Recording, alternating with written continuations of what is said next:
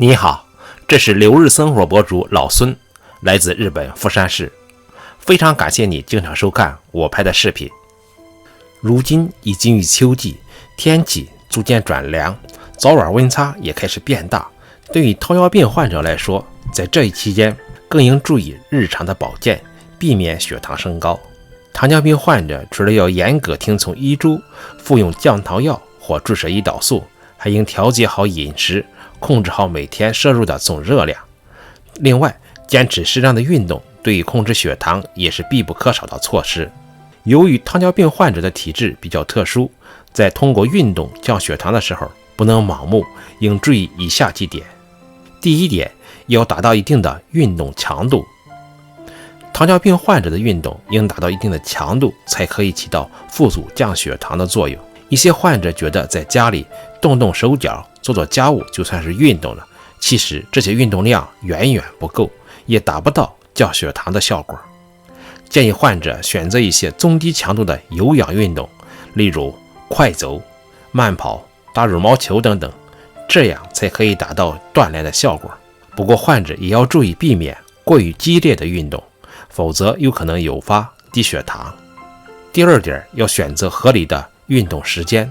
糖尿病患者由于周围血管神经病变，可以导致微循环障碍，局部供血较差，而随着天气的转凉，早晚温差变大，糖尿病患者要避开清晨或晚上气温较低的时间段去运动，否则受到寒冷的刺激，可以导致血管痉挛，血流量减少，容易诱发心梗、中风等并发症。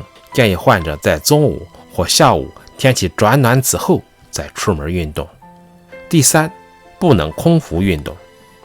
一些糖尿病患者喜欢起床之后空腹去锻炼，觉得这样可以更好的降低血糖。其实这种做法是错误的，空腹运动还容易诱发低血糖，而糖尿病低血糖甚至比高血糖造成的危害性更大。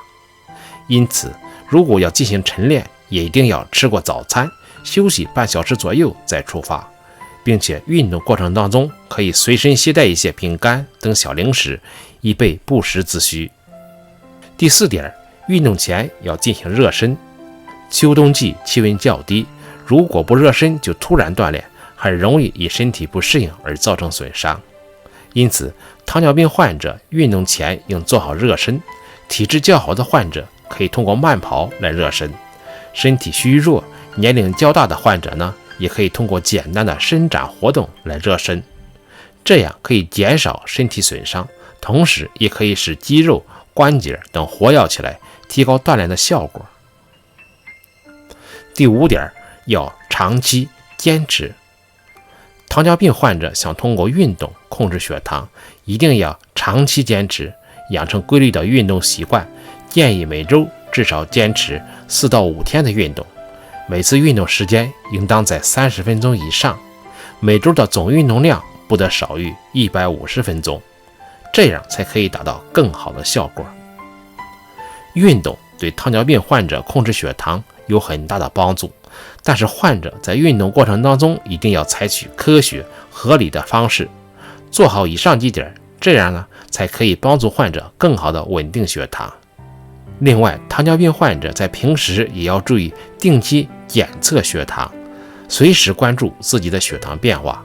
如果血糖出现剧烈的波动，或是出现一些并发症的征兆，都要及时的到医院就诊，及时处理，避免病情加重。